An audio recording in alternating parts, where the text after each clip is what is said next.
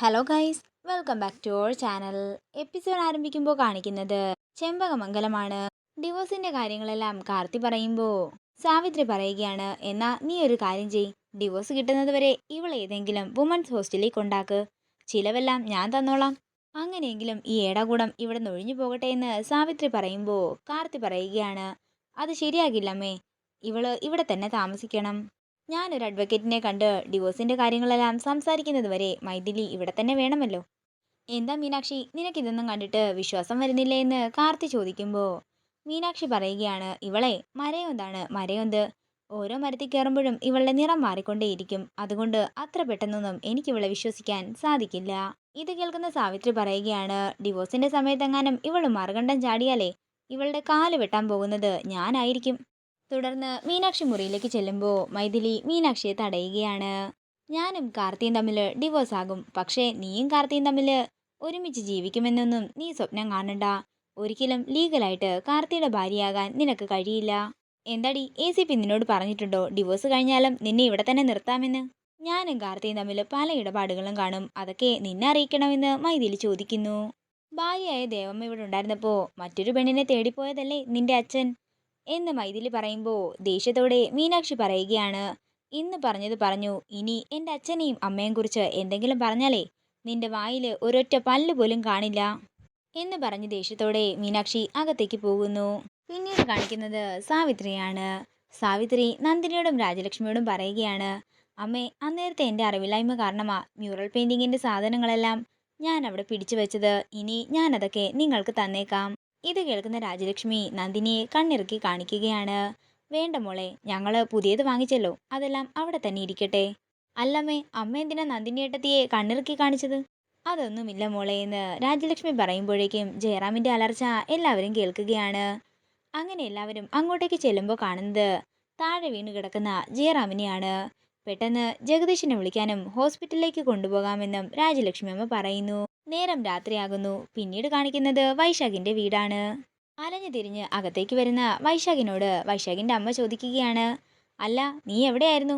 Police സ്റ്റേഷനിൽ നിന്ന് ഇറങ്ങിയപ്പോ ഇപ്പൊ വരാമെന്നും പറഞ്ഞല്ലേ നീ പോയത്, ഇതിപ്പോ 2 ദിവസമായല്ലോ. അത് പിന്നെ അമ്മേ, ആ സ്റ്റേഷനിൽ നിന്ന് ഇറങ്ങിയപ്പോ എനിക്കാകെ നാണക്കേട് പോലെയായിരുന്നു, അതാ ഞാൻ 2 ദിവസം മാറി നിന്നത്. ഈ നാണക്കേടൊക്കെ നീ മനഃപൂർവ്വം വരുത്തി വെച്ചതല്ലേ.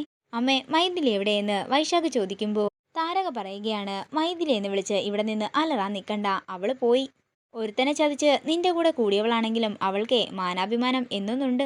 ഭർത്താവ് ഇങ്ങനെയൊക്കെ കാണിക്കും ഏതെങ്കിലും പെണ്ണിന് അതൊക്കെ കണ്ട് സഹിക്കാൻ പറ്റുമോ? അവളെ വയറ് നിറച്ച് വിഷവും കഴിച്ച് ഏതോ ഒരു അമ്പലത്തിന്റെ വാതിൽക്കൽ പോയി നിന്നു.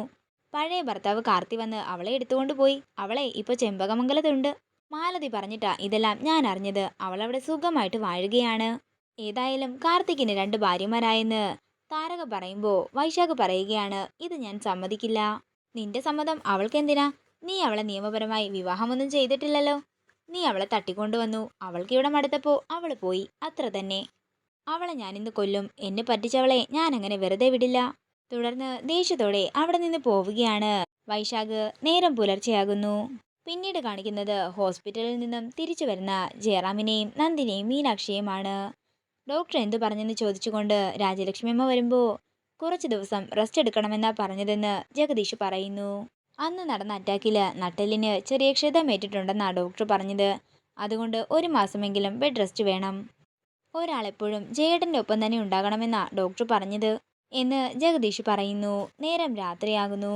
പിന്നീട് കാണിക്കുന്നത് കാർത്തിയെ കാത്തു നിൽക്കുന്ന മീനാക്ഷിയെയാണ്. നേരം കുറെ വൈകിയല്ലോ, ഈ ACP എന്താ വരാത്തത് എന്ന് പറഞ്ഞുകൊണ്ട് മീനാക്ഷി അവിടെ നിൽക്കുമ്പോൾ കാർത്തി അങ്ങോട്ടേക്ക് വരുന്നു.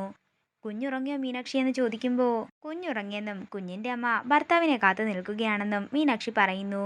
എനിക്കിന്ന് ഫുഡൊന്നും വേണ്ട മീനാക്ഷി, ഞാൻ പുറത്തുനിന്ന് കഴിച്ചു. ഇത് കേൾക്കുന്ന കാർത്തി പറയുകയാണ്, ഫുഡ് വേണ്ടെങ്കിൽ എന്നെ വിളിച്ച് പറയായിരുന്നല്ലോ, ഞാൻ ACP വന്നിട്ട് ഒരുമിച്ച് കഴിക്കാമെന്ന് കരുതിയിരിക്കുകയായിരുന്നു. എനിക്ക് ഒരുപാട് ജോലികൾ ചെയ്തു തീർക്കാനുണ്ടെന്ന് പറഞ്ഞ് കാർത്തി അകത്തേക്ക് പോകുന്നു. ഇത് കാണുന്ന മൈഥിലി പറയുകയാണ്, ഒരു വഴക്കിനുള്ള സ്പാർക്ക് ഉണ്ടെന്നാ തോന്നുന്നത്. അത്രയും പറഞ്ഞുകൊണ്ട് മൈഥിലി അകത്തേക്ക് ചെല്ലുന്നു. കാർത്തി ഫയലുകൾ നോക്കുന്ന കാണുമ്പോൾ മൈഥിലി പറയുകയാണ്, കാർത്തി വേണമെങ്കിൽ എൻ്റെ മുറി പോയി നോക്കിക്കോ. അതൊന്നും വേണ്ട മൈഥിലി, ഞാൻ മുറിയിൽ പോയേനെ, പക്ഷേ ഞാൻ അവിടെ ചെന്ന് ലൈറ്റിട്ടാൽ മീനാക്ഷിക്കും കുഞ്ഞിനും ഉറങ്ങാൻ ബുദ്ധിമുട്ടായിരിക്കും. എന്നാൽ കാർത്തി ഫയൽ നോക്കി കഴിയുന്നതുവരെ ഞാൻ കാർത്തിയുടെ അടുത്ത് തന്നെ ഇരിക്കാം എന്ന് പറഞ്ഞുകൊണ്ട് മൈഥിലി കാർത്തിയുടെ അടുത്തിരിക്കുകയാണ്. അതേസമയം അതിലെ വരുന്ന സാവിത്രി ഈ കാഴ്ച കണ്ട് ദേഷ്യത്തോടെ നിൽക്കുകയാണ്. ഇതോടുകൂടി ഇന്നത്തെ എപ്പിസോഡ് ഇവിടെ തീരുകയാണ്. വീഡിയോ ഇഷ്ടമായെങ്കിൽ മറക്കാതെ ലൈക്ക് ചെയ്യുക, ഷെയർ ചെയ്യുക, കമൻറ്റ് ചെയ്യുക. കൂടുതൽ സീരിയൽ അപ്ഡേറ്റ്സിനായി മറക്കാതെ സബ്സ്ക്രൈബ് ചെയ്യുക.